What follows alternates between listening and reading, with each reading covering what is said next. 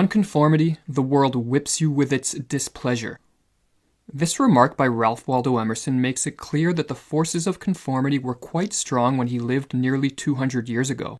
However, he would likely be surprised at the extent to which the whipping of nonconformists has now been made possible with the emergence of social media and other mass communication technologies.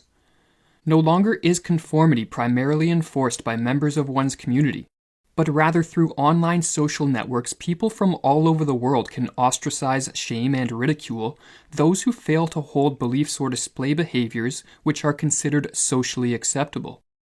But this magnified ability to enforce conformity comes at a price, as it is the nonconformists who bring forth the new ideas, creations, and ways of living which produce a vibrant society. Furthermore, many who have reflected on the human condition have suggested that too much conformity deadens the human spirit, and that a fulfilling life is one which sees the flowering of one's uniqueness, not the mimicking of the crowd.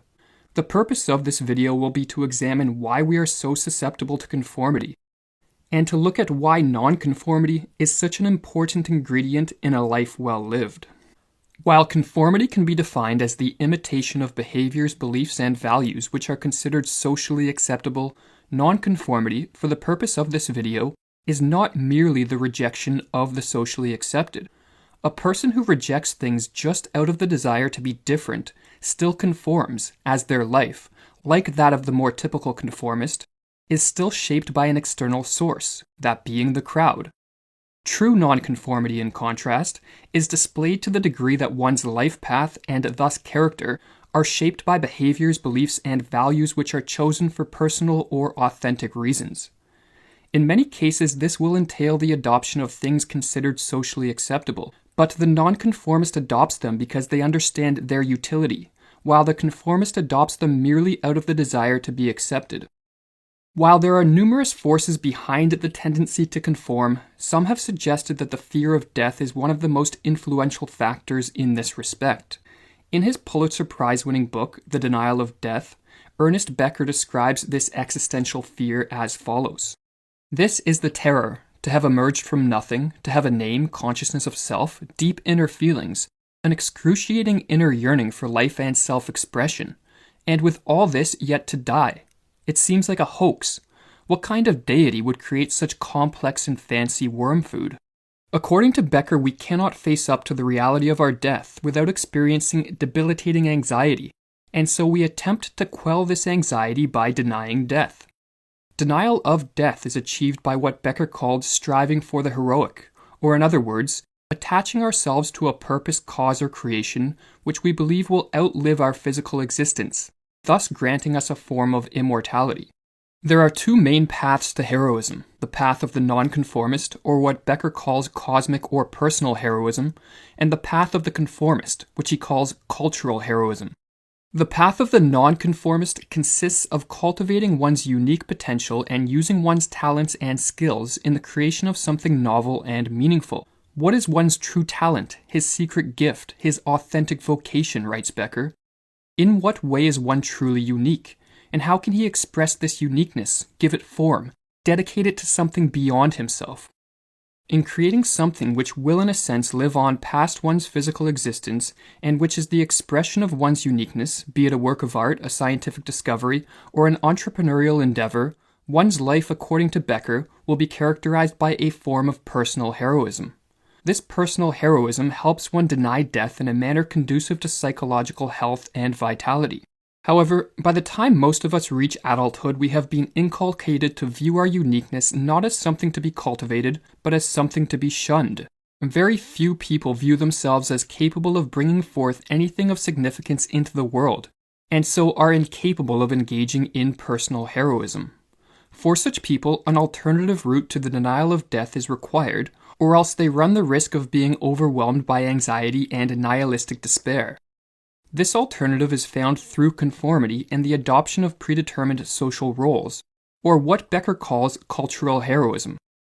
While this path limits the expression of one's uniqueness and leads to a life dominated by repetition and routine, it provides people with security and comfort, and makes them feel as if they are participating in something significant, or as Becker explains, Like many prisoners, they are comfortable in their limited and protected routines, and the idea of a parole into the wild world of chance, accident, and choice terrifies them. In the prison of one's character, one can pretend and feel that he is somebody, that the world is manageable, that there is a reason for one's life, a ready justification for one's action. To live automatically and uncritically is to be assured of at least a minimum share of the programmed cultural heroics. Becker makes the interesting claim that cultural heroism is effective due to the religious function that modern secular societies play in the conformist's life. In other words, just as Christianity in the Middle Ages provided those in the West with a meaning to their existence and a set of values by which to shape their lives, in our more secular world, one society now plays such a role. As Becker explains, society itself is a codified hero system, which means that society everywhere is a living myth of the significance of human life, a defiant creation of meaning. Every society thus is a religion, whether it thinks so or not. Soviet religion and Maoist religion are as truly religious as are scientific and consumer religion, no matter how much they may try to disguise themselves by omitting religious and spiritual ideas from their lives. Just like any religion, the religion of one's society becomes easier to believe in the greater number of people who worship it. And this is why the nonconformists are so feared by the masses. The unique individuals plant seeds of doubt into the minds of the conformists regarding the significance of their social roles, and thus the significance of their very existence. Therefore, the masses actively discourage the cultivation of one's uniqueness, ridicule and ostracize nonconformists, and try to pressure them back into conformity, something they must do given that their existential significance is on the line. While there exists great pressures to conform, of the two paths to heroism, the one less traveled, or the cultivation and expression of one's uniqueness, has long been seen as the superior of the two. For as Emerson wrote, "Whence is your power? From my nonconformity. I never listened to your people's law, or to what they call their gospel, and wasted my time."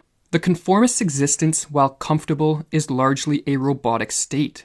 Such people are always looking to others in order to determine how to behave and what to believe. Thus, in effect, conformity amounts to living one's life for others, not for oneself.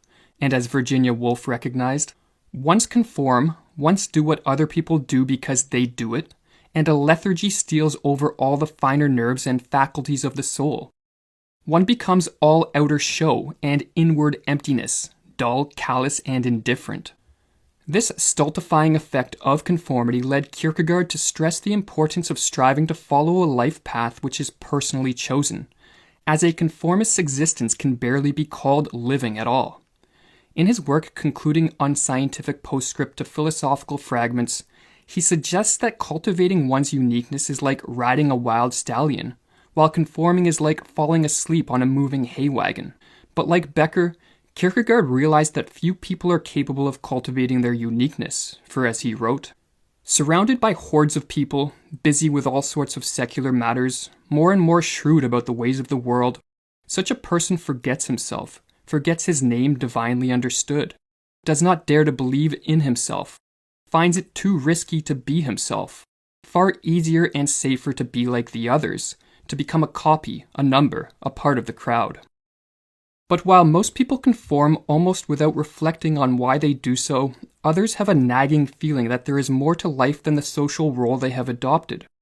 They sense that in the short time they have between two eternal darknesses, they should strive to cultivate their uniqueness and to see what they are personally capable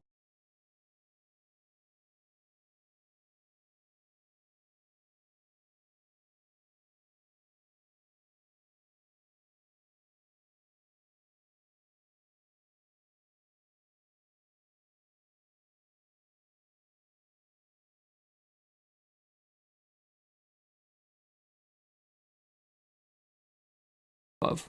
But even with this awareness, why are so few people capable of breaking the powerful chains of conformity?